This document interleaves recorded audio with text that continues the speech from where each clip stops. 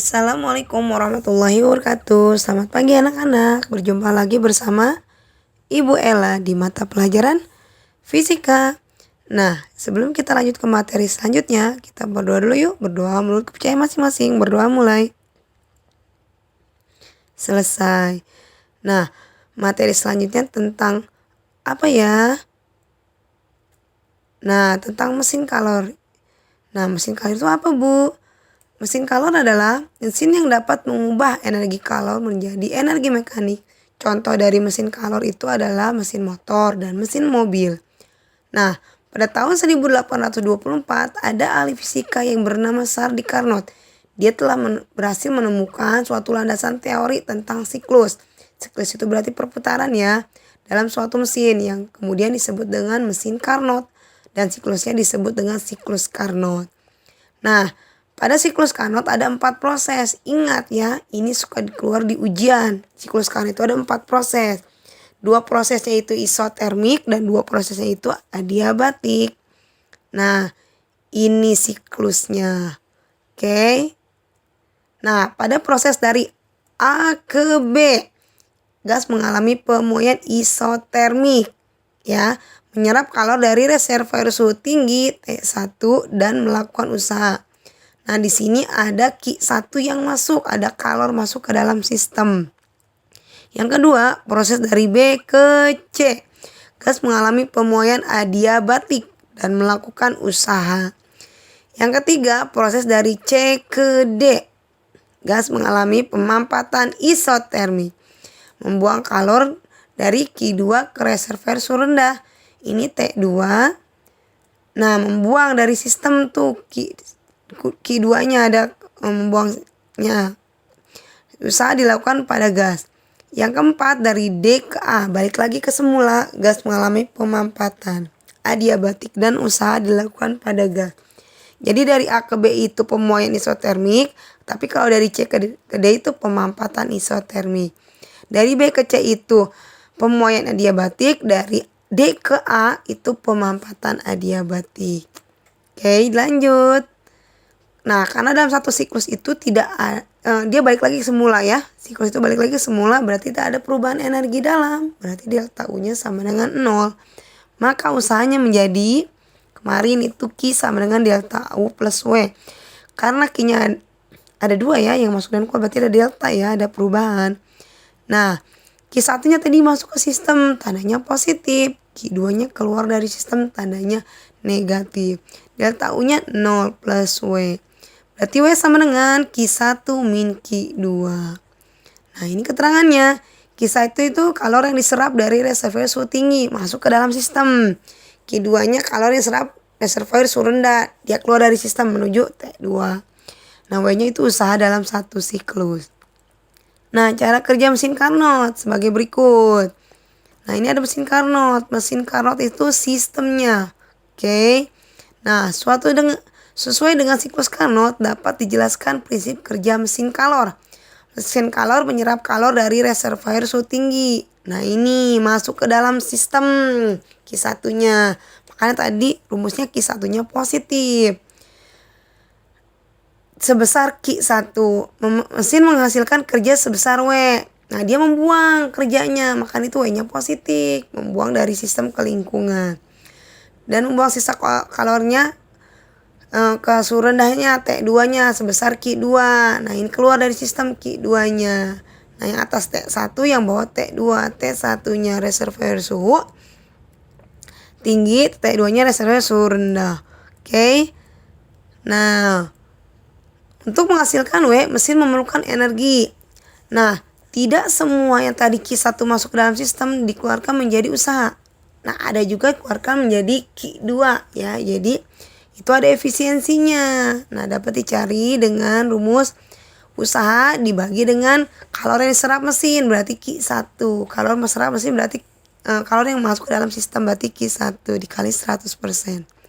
Karena W itu adalah Q1 min Q2, maka W-nya dirubah Q1 min Q2 per Q1 sekali 100%. Berarti ini Q1 per Q1 dikurangi Q2 per Q1 ya. Jadi rumusnya Q1 per Q1 1 min Q2 per Q1 dikali 100%. Ini rumusnya. Dan karena Q2 per Q1 sama dengan T2 per T1, maka berarti karena sama tinggal dirubah saja. Q2 jadi T2, Q1 jadi T1. Bu, pakai rumus yang mana nanti di soal? Tergantung soal. Kalau yang diketahuinya W dan Q1 berarti pakai rumus yang atas. Efisiensi sama dengan W per Q1 dikali 100%. Kalau yang diketahui Q2 dan Q1 berarti rumusnya jadi 1 min Q2 per Q1 dikali 100%. Dan kalau yang diketahuinya suhu berarti rumusnya pakai rumus yang paling bawah, 1 min T2 per T1. Oke, tergantung yang dicarinya ya. Nah, biar lebih jelasnya ini ada contoh soalnya. Sebuah mesin menyerap kalor dari reservoir suhu tinggi sebesar 11.000 Joule. Bila mesin melakukan usaha 4.000 Joule, hitunglah yang A, kalor yang dikeluarkan mesin ke reservoir suhu rendah. Yang B, efisiensi mesinnya. Nah, ini menyerap kalor berarti yang 11.000 itu Q1 ya. 4.000 itu W, yang A itu berarti suhu rendahnya berarti Q2, yang B itu efisiensi. Oke. Nah, ini diketahui dulu. Tadi yang 11.000 adalah Q1, dia menyerap ya ke sistem. Dan 4.000 itu adalah W-nya 4.000 Joule. Yang ditanyakan, nah Q2-nya yang dibuang ke TSA2 ya. Yang dibuang dari sistem, yang B-nya itu efisiensi. Nah, Ibu jawab satu-satu. Yang pertama, Q2. Karena yang diketahui Q1 dan W, berarti pakai rumus yang mana? Yang awal. Yang W sama dengan Q1 min Q2. Tinggal masukkan angkanya. W-nya 4.000, Q1-nya 11.000, min Q2. Oke. Q1 masuk berarti positif ya. W itu berarti positif juga.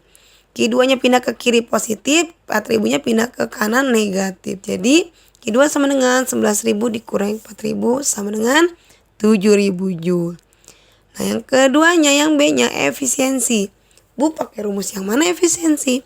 Kalau dari diketahui itu ada Q1 dan W, berarti pakai rumus yang efisiensi sama dengan W per Q1 ya.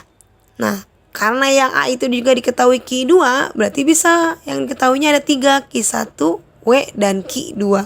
Bisa pakai rumus yang mana? Q2 per Q1 yang 1 min Q2 per Q1 dikali 100%. Pakai yang mana, Bu? Dua-duanya boleh. Ya, dua-duanya hasilnya sama. Kita coba. Ibu coba pakai yang 1 min Q2 per Q1 dulu. Tinggal dimasukkan angka-angkanya. Q2 7.000, Q1-nya 11.000. Q2 7.000 tadi yang kita cari di poin A ya. Nah, 7.000 dibagi 11.000, 0,64. 1 dikurangi 0,64, 0,36 dikali 100%, 36%. Nah, kita pakai rumus yang satu lagi. Yang efisiensi sama dengan W per Q1 dikali 100%. Tinggal masukkan angkanya. W-nya 4.000, Q1-nya 11.000. Dikali 100%, 4.000 dibagi 11.000, 0,36 dikali 100. Sama dengan 36%. Sama kan jawabannya? Jadi kamu tinggal pilih yang mana aja, pakai rumusnya sama. Oke, lanjut. Nah, terakhir mesin pendingin. Apa itu mesin pendingin? Mesin yang berfungsi membedakan kalor dari lingkungan bersuhu rendah ke lingkungan bersuhu tinggi. Contohnya itu mesin pendingin atau lemari es. Dan mesin pendingin ruangan atau AC. Nah, cara kerja mesin pendingin. Nah, seperti tadi mesin kalor ya. Di sini tengahnya ada mesin pendingin, itu sistemnya. Oke. Pada mesin pendingin, kalor Q2 diambil dari reservoir suhu rendah. Nah, ini Q2 itu masuk ke sistem diambil dari T2. Oke. Proses ini tidak dapat berlangsung secara spontan. Dia dibutuhkan usaha dari luar sistem berupa energi listrik. Nah, ini ada yang masuk ke sistem, W-nya usaha energi listrik. Jadi, kulkas itu tidak mungkin bisa bekerja kalau tidak ada listriknya. Oke. Nah, usaha masuk ke dalam sistem, yang tadi usaha masuk ke dalam sistem. Lalu kalor Q1 dibuang dari sistem menuju atau melalui reservoir bersuhu tinggi T1 ya. Seperti ini. Nah, besar usaha luarnya dari pendingin ya. Nah, ini kan seperti tadi delta Q sama dengan delta U plus W. Lihat. Nah, Q2-nya masuk ke sistem, tandanya positif. Q1-nya keluar dari sistem, tandanya negatif. W-nya masuk ke sistem, tandanya negatif. Delta U-nya sama karena ini siklus ya. Jadi 0. W-nya W-nya pindah ke kiri negatif jadi positif, Q1 Q2-nya pindah ke kanan, tadinya negatif jadi positif, positif jadi negatif. Jadi seperti ini. W sama dengan Q1 min Q2. Nah, kalau tadi di mesin kalor itu ada efisiensi. Kalau di mesin pendingin namanya koefisien performansi, CP. Didefinisikan sebagai nilai perbandingan antara kalor reservoir dingin T2 ya dengan usaha yang diberikan pada sistem. Nah, CP sama dengan Q2 per W, perbandingan Q2 ya. Yang dingin ya, berarti Q2 per W sama dengan W-nya tadi Q1 min Q2, tinggal kita masukkan Q2 per Q1 min Q2 sama dengan karena T2 per T1 sama dengan Q2 per Q1, seperti tadi lagi ya, kita rubah. Oke. Nah, ada latihan soal. Bu, kok tidak ada latihan soal, tidak ada contoh soal mesin pendingin? Sama saja seperti yang tadi mesin kalor, hanya tidak ada persentase. Dan ini kita cara matematik saja. Kalian bisa nggak cara pakai cara matematiknya? Oke. Di sini ada 2 latihan lagi ya. Yang pertama, tentukan efisiensi mesin Carnot yang bekerja antara suhu 27 derajat dan 127 derajat. Kita rubah ke Kelvin. 27 ditambah 273 berapa Kelvin? 127 tambah 273 berapa Kelvin? Nah, di sini efisiensi pakai rumus yang mana? Karena yang diketahui T-nya, berarti pakai rumus efisiensi sama dengan 1 min T2 per T1 dikali 100%. Oke. Bu, 27 itu T1 atau T2? Ingat, T1 itu suhu tinggi, T2 suhu rendah. Berarti 27 itu T2-nya, 127 T1-nya. Ingat, dirubah ke Kelvin tambah 273 ya. Nomor 2, sebuah kulkas ideal mempunyai koefisiensi performansi 5, CP-nya 5. Jika suhu ruangan kulkas adalah 27 derajat itu apanya? 27 derajat itu Celcius, kita kerubah ke Kelvin. 27 itu adalah T1-nya. Oke. Berapa suhu rendah? Nah, berarti yang tanya T2. Oke, berarti 27 itu T1. Yang ditanya T2 dalam kulkas. Oke, CP 5, T1 27 tambah 273 jadi Kelvin. Yang ditanya T2. Pakai rumus yang mana, Bu? Berarti pakai rumus CP sama dengan T2 per T1 min T2. Oke, Bu. Oke, Ibu ulangi lagi. Berarti pakai rumus CP sama dengan T2 per T1 min T2. Oke, ingat T1 suhu tinggi, T2 suhu rendah. Oke, dari Ibu cukup sekian ya. Ingat, dikirim di classroom. Di atas jawabannya ada nama ya. Itu absen hari itu. Oke, kalau nggak ada nama berarti tidak absen, tidak mengerjakan tugas. Ya, begitu aja dari Ibu ya. Mohon maaf kalau bila ada salah-salah kata. Wabillahi taufiq walhidayah. Wassalamualaikum warahmatullahi wabarakatuh.